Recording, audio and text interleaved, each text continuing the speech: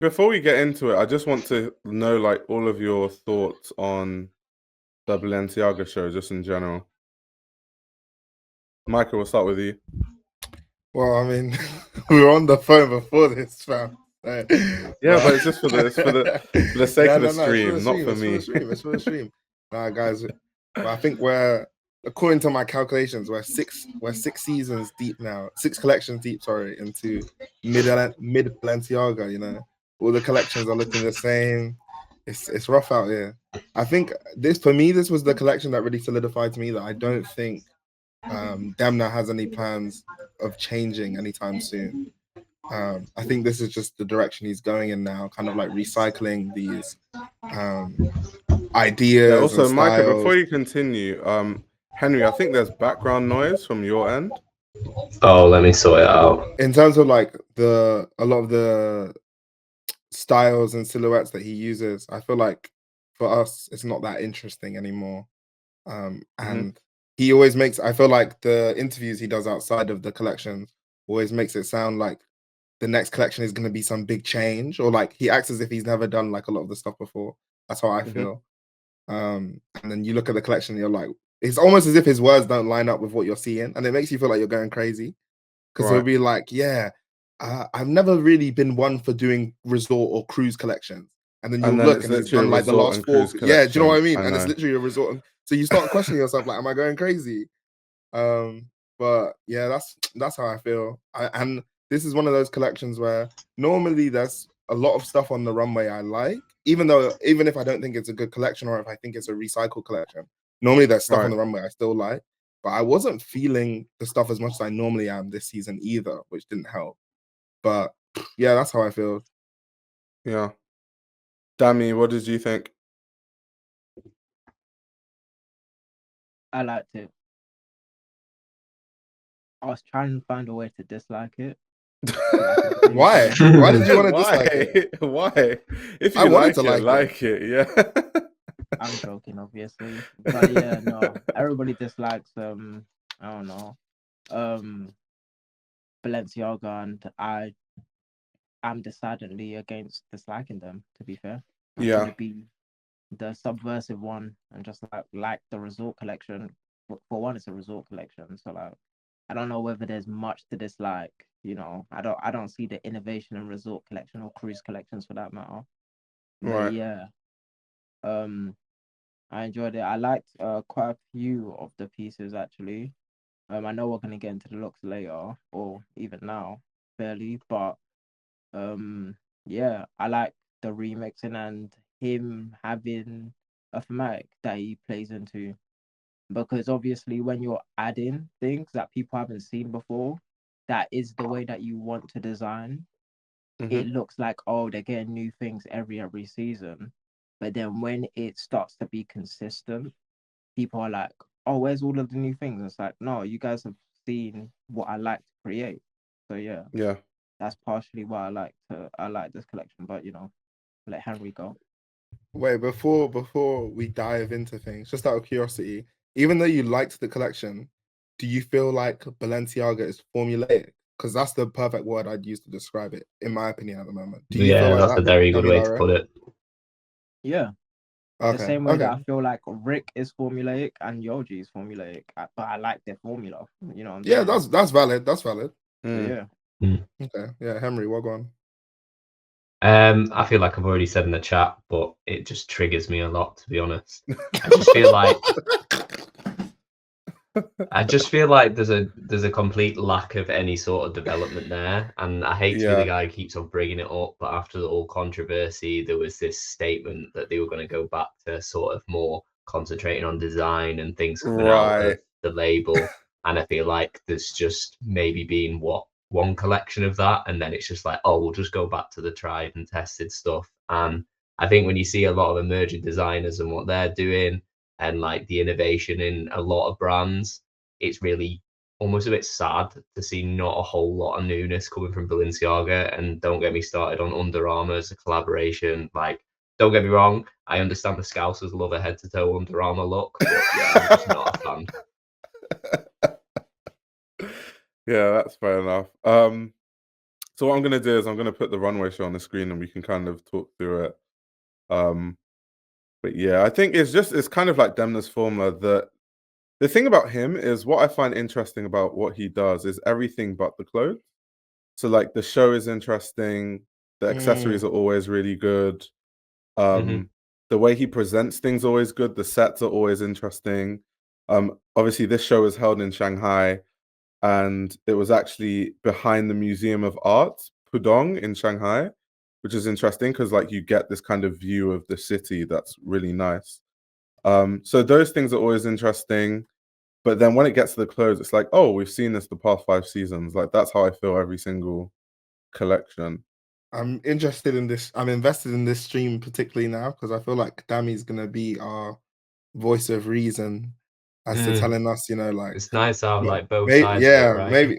maybe by the end I'll feel completely differently about the collection. Who knows? I mean, don't get me wrong. Like, there's always pieces in the collections that I like and enjoy, and I think there's good pieces of work there. But I just, but statistically, that's gonna happen, isn't it? When there's probably what 150, 200, 300 pieces in the collection. Exactly. Yeah, go Dami. Yeah, no, there's like over 120 pieces, I think. But yeah, it's like 56 looks. So yeah, if you just like so if you crunch the numbers, that's like what 250 pieces, no? Including accessories and things. I mean, it depends how you look at it because like the cat eye sunglasses are across so many looks. They had like Under Armour earrings that they use across so many looks. So it's like looks repeat. So obviously those would count as just like one piece, but they're used across looks. I do love the cap with this brim that's got the sort of, I don't know what you call it, the side sections. I think that's really cool. And then of course the Pierce hat's really, really sick from previous collections. But yeah, I feel like if I'm looking at a collection and going, yeah, the accessories are cool, something's missing there. Especially if a few seasons or collections in a row that you've been saying that the accessories are cool. The accessories are cool. I think as I'm looking at the Runway as well, how I feel is like, because to me a lot of it has felt repetitive. By this point, there's already an earlier iteration of an idea that I prefer as well. So like when you were pointing out that cap, in my head I was thinking of, you know, when he did that cap with the almost like earrings on it. I forgot the proper word. Yeah, the Pierce cap. That's why I was mentioning. The Pierce cap. That's just a better version of it, right? To me, that's just like a better version. So I feel like a lot of the ideas as well are like more intriguing to me. Like obviously it's not exactly the same, but like these 10XL sneakers that he's got for this collection, I'm always gonna pick a triple S over that any day. Like I just think like the triple S is more interesting. They're not quite apples and apples, but you know what I mean. Like it's a similar sort of idea. A lot of similarities there. On collection. Keezy is hella. Everyone finna be hella tall after these boots drop. They wrote in on the Instagram page. They say that these like platform sneakers are 16 centimeters high, and the boots are 16 centimeters high too. So they're like really high. I'd be intrigued to see what everybody thinks about the shoebox. Yeah, I was just about to ask about that. The like shoebox bag thing, and it's funny because remember Demna around that time that you're talking about, Henry, was when Demna said the whole, oh, I don't do any gimmicks, I don't do anything for marketing. And it's like, if you look at this look, for example, that's the epitome of like gimmicky marketing. I touched on that. I did a quick TikTok today to just sort of talking about it. Because like I said, I was very annoyed about it and had to vent. But yeah, I just think, I feel like we're almost in a bit of an era now where gimmicks are just so outplayed and outdone that everything that could possibly be done has been done. And I just think it's a really good point for us all to start concentrating on like just quote unquote good design and letting the product speak for itself. It's a difficult like economic climate. People of all areas don't have that much money. So like you really need to sell the product, and rather than profiting off what is, I guess, shock factor potentially, it's better just to make the product really, really good. But I can understand why it works from a marketing side. Even these looks here, those are digitally printed dresses, and then the heels, I kind of showed it on the Instagram, but it's all one piece. So the socks and the heel are like one piece. I did particularly like that look with the sort of elongated zip up knit. I thought that was quite strong. Yeah, the collection has been done about 3 times already, just more high price hot topic clothes. and Demna boot. The craftsmanship, that's definitely a question for Micah, because Micah has more experience than I think most people with like Balenciaga pieces. Micah, what did you say on like the quality of the Balenciaga pieces? I know you own quite a few things. I like the stuff I have, but I'm a few seasons behind at this point. Well, a few collections behind at this point. Like, I don't have any of the newer stuff. And I guess as well, like, yeah, the quality of like ready to wear is always kind of the same. I don't think I have any like runway pieces. Although these days they don't do anything on the runway too dissimilar from their ready to wear, I suppose. But I don't know. To be honest, I've been looking at the shoebox trying to work out like if it's like leather or something, because you know how brands are these days. Yeah. I think it is leather. I think it's actually on the Instagram page, so I could actually check. Yeah, I'd love to see a bit more Let me detail pull in it it. up on I've my not phone, seen to it. be fair. Is that a Let me jacket just- bag? Yeah, it is leather. On the Yeah, I know Instagram that. page, it says it's leather, and there's a magnetic closure, so it has a magnetic closure, which makes sense because obviously if you're holding it as a bag, you don't want it to just be opening like a normal shoebox, or your stuff would just like fall out really easily. You know what? I mean, they do it every season, but let's give credit where credit is due. I do like how they post every single piece on their Instagram like this. Yeah. I think, and like actually just break it down a little bit. I think it's a nice touch because obviously, especially on the times where you actually do get to go to Runway or whatever, everyone walks past you so quick, you don't even know what you've looked at, kind of thing. So it's nice that you can quickly go to Instagram and see like an actual breakdown of what it is. I think that's a nice I touch. always say that. I think the only advantage with being at the show is you see stuff closer. So you might get a better sense of like details that have been added to the clothes that you might not see in a video. But in terms of like actually analyzing a collection, it's always better to do it online because you can look at images, look at the clothes, you can go back and forth. Whereas when you're there, it's just like they walk past quickly and that's it. The thing is as well, let me hear your guys' opinion on it. So I feel like for a traditional heritage or legacy house the size of Balenciaga or bigger, there's a clear distinction between resort and cruise collections and like the typical season collections. But I feel like with the last few of Balenciaga, they've all been kind of similar. Like there's not a clear distinction between them, to me at least. What do you guys think? All right. Yeah, I'd agree with that. I think resort is usually like your holiday collection, right? I don't know if I'm just Yeah, well, that's what it was. brain melt That's what it's moment, supposed to be. but it doesn't really give that sense of holiday. But I guess does it have to be a resort collection anymore? I feel like it's potentially just another way for them to drip feed more product and just get people buying more and more new stuff. I mean, Henry, are they buying it as a buyer? Spill the tea for us. No, not at all, man. Oh, really? Oh, wow. Yikes. Yeah. I thought the case was always that Chinese consumers buy a lot of the clothes that no one else buys. That's why also in an interview with Vogue in this collection, Demna was talking about how even though he doesn't like to do location shows, it still makes a lot of sense for Balenciaga to show in Shanghai because Chinese consumers are very, very important to the success of the brand, right? So yeah, it's very interesting. I think in general, there's a lot of not expansion, but a focus on the area for a lot of brands I think is one key I guess area that is seeing growth in an otherwise like stagnant industry. Right. And I think touching on how you're saying about arguably this customer buys the product that others don't, it's important to probably draw the obvious reason that there's like, especially in the UK when we're talking about how well it's selling, there's no tax-free incentive or like shopping anymore, and that has a big impact on how it performs. Yeah. Can you guys Yeah, because it was Rishi Yeah. that did that, right? Rishi took away the sort of tax-free incentives alongside all of some other weird things he did. But yeah, we won't get into that. And Yeah. side Maybe point. stick away from the politics right now. Yeah. What do you think about No, these you go, looks, you by go. the way? These like ripped tights, these like already pre-ripped tights. Because once again, I always have to mention Demna is always telling us that he doesn't do gimmicks, and this here is like a bag made into a jacket. It's just like It looks like someone's trying to hide. But to be fair, yeah, the tights know. are probably made of something else that's like more durable. Because otherwise, I don't know. I feel like they look like they were printed to look like they were ripped, but I don't know. Yeah, they could be. They fully yeah. could be. I do think like some of these fashion now. dresses and stuff are really impressive. It's funny because they called this spring, like Balenciaga called this a spring collection. So it's even weirder that there's jackets and a lot of outerwear. No, I just presume since they're like, I just thought maybe the holiday was in the UK. Because I guess if you'd gone on holiday in the UK, you don't need shorts. Like, need a jacket all the time.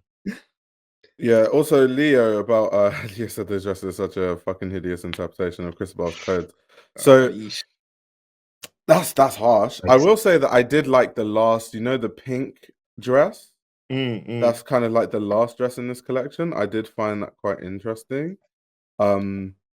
Because my understanding is that it was made out of like loads of different old pink plastic bags, like upcycled to make a dress. And then it was also like a reference to, I think, Fall Winter 1965 Balenciaga, where he has that like ostrich feathers dress. Yeah. And I think it's kind of like a good use case to show that upcycling doesn't always have to be boring. Or, sometimes when people think of upcycling, you think of just clothes patched together. That there's more interesting things that can be made through upcycling. So I thought that was really, really interesting. And just in general, like we know every single Demna collections, the last few looks are a reference to Cristobal Balenciaga's work. Yeah. And they're more like couture level, like in terms of construction and craft. That's kind of like part of his formula of like making runway shows. I think it's interesting you touched on that point of like, Rick Owens rehashing certain ideas. I feel like for me at least, the reason I kind of see a difference between that and Balenciaga is just because we have to remember that like Balenciaga, that style that Demna really popularized or kind of popularized itself on the run that they went on during like 2017, 18, 19, 20, became so popular to the point that like a lot of those styles I feel like you can get at other houses. In terms of like a lot of houses, even if they don't put it on the runway, they just started making that style of ready to wear, the oversized. All these brands started making oversized hoodies, oversized sweatpants, whereas I feel like maybe some of the grace Rick gets, it's subconsciously is because at least a lot of people feel like the things they like from Rick, they can't really get anywhere else too tough. They can only get it from Rick. So even if he's rehashing it, it feels like he's rehashing a style that only he's offering, as opposed to Balenciaga rehashing a style that low key I can get at a lot of other houses. But I don't know. What do you guys think on that? I think it's a very good point. I think you could arguably say that through, like you said, is the run they went on in 2017 and onwards, it paved the way for a lot of other, I guess, designers and houses in general to relook at what product they were putting out, and I guess in some cases make product a hell of a lot more commercial. But I think maybe the detriment that they've had is that doing that collection after all the controversy that kind of completely rocked the boat, as we've mentioned, maybe actually hurt them more in the long run, with actually affecting how we perceive these future collections, because then it almost looks like, oh, they tried to do a different thing, it didn't work, so they just went straight back to it. So I feel like people almost see it as maybe a sign of weakness in the work. But I also think across the fashion industry, everybody is playing it incredibly safe. And I think maybe the safety for Balenciaga is, like we've mentioned, sticking to this design language and the product that is still working in many ways. And instead of trying to completely flip the script, just ride it out and see what they can work on going forward. And to bounce off that, wait, I'll just say one thing and then you can go, Damilare. I feel like part of what Demna and like Balenciaga are suffering from at the moment is that I feel like these ideas that they're showing us, there was a point where these same ideas felt incredibly fresh to us. Like there was a period where we were like, wow, Demna's really flipping luxury fashion on its head. Wow, Demna's really taking the piss, and it's like, it's cool. Da, da, da, da, da. Whereas But he's been doing now, that since Vetements. exactly, that's what I was saying. That now that we've grown so accustomed to that, maybe that's what he's suffering from as well. So collections that aren't necessarily as bad as we make them out to be, it's just because we're used to it and we're a bit bored of it, as opposed to it actually being bad. Right. Do you know what's funny though? Sorry, Dami, before you go. So something I found really interesting is that he deliberately, almost in his Vogue interview, stated that he doesn't want to be intellectualized. So to read his quote, he said, I made this collection on a very instinctive level of what I like, what excites me, what creates desire in me. Where I'm bringing Balenciaga with this show is finding a new type of balance between all these different facets of my aesthetic and style. So that was kind of like one thing he said. And then he said, I think so much less than people think when I make looks. I just like those silhouettes and I would like to dress like that. And I would like to see women dress like that. There's really no intellectualizing behind it. And I don't know if like he's trying to downplay what he does, maybe because, and I saw in the comments someone said that he's kind of being tired of having to be this intellectual designer. But there is a lot of what he does that definitely is intellectual, even since Vetements. So I found it really interesting that he would go out on a limb and actually say that in an interview. Yeah, so I want to record a time where what's his name? Sorry, I didn't mean what's his name. Virgil Abloh. With Virgil. Yeah, I remember that immediately. When Virgil said that he didn't want to be called an artist or he didn't want to be called a designer, and obviously people kill him for that because he started out without the intellectualism, right? And then he delivered us his show notes, and then that stuff kind of shifted in and of itself, right? Rather than existing as a designer, and sometimes just from the art perspective is you just want to exist as somebody that does their job, because sometimes especially in times of financial crisis, I just want to remind everyone, I'm not making it political, but we are in like recession, we are in high interest rates, we are in this period, right? So when we're talking about these luxury goods and items that the 1% consume, it is part and parcel of the fact that you're not necessarily as a business trying to rock the boat regardless of anything. Like that's not the way that business conducts itself. Now that's not to say that, like, I already noted that Karen isn't doing the greatest. Like LVMH is kicking their butt. It's actually so sad to see. It's like one of the maddest. It's rough as well. No, right it's that thing of like, I don't think the gap has been this wide. The ever. Olympics Olympics haven't even happened yet, and they're kicking their behind. Obviously, I'll listen to you guys' last live about the Bluey stuff and everything like that. That's what I watched before I came on here and everything like that. But Karen just needs to survive. That's what and the reality is that, like, especially with what Henry said about the debacle, the grand debacle of Balenciaga that they tried to rock the boat. It's like no one wants to talk about it. Like I don't think it can be overstated. Well, we can't say it, or else this life can get monetized, right? It's like think of the money. It's mad. It's just mad. But Ayo and I spoke about it that during that time.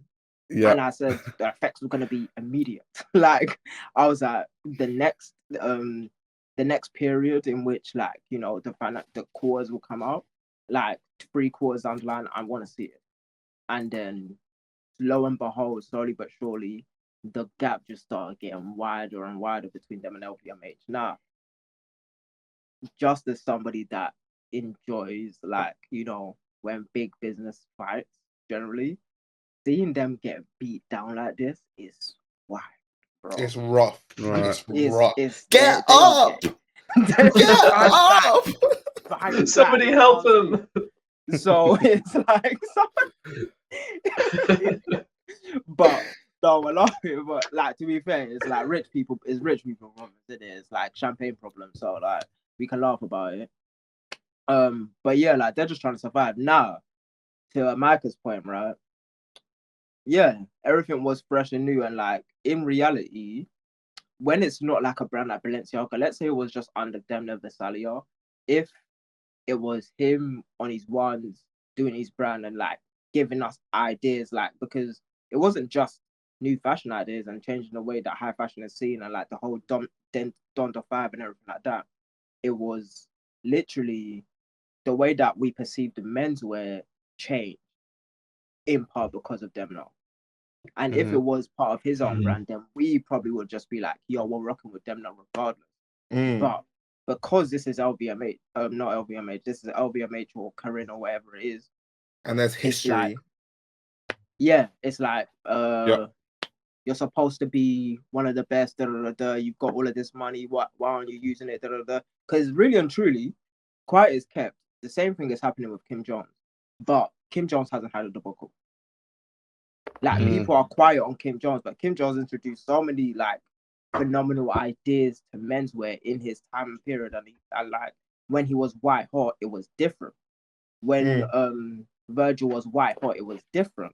So, and when Demna was white hot, it was different. And it's like, how long do you expect somebody to be that hot during a time period? Like, even when it comes to like rappers, we don't even think about that. It's like, I think kind of like Dammy had his run. Oh wait, yeah. To go into what you've said, I think the issue is two things. One is what Demna has said since then. He's contradicted himself way too much, which has not helped. So that's one thing. And then the second thing is he had a situation that no other designer had. Rick Owens hasn't had that kind of situation. Yoji hasn't had that situation. Kim Jones hasn't. Virgil didn't. So that's what I mean. Those two things really don't help. This YouTube channel runs on your support. If you want to support the channel, you can subscribe to my Patreon. You'll gain access to exclusive content that includes everything from my Patreon podcast, where I give a behind-the-scenes insight into the fashion industry, as well as a fashion book club, where I review my favorite fashion books. You can also check out my fashion ebook, which highlights the best fashion journalists to follow, definitions of common fashion terminology, and how to determine what a good source of fashion information is. The links to everything are in the description below.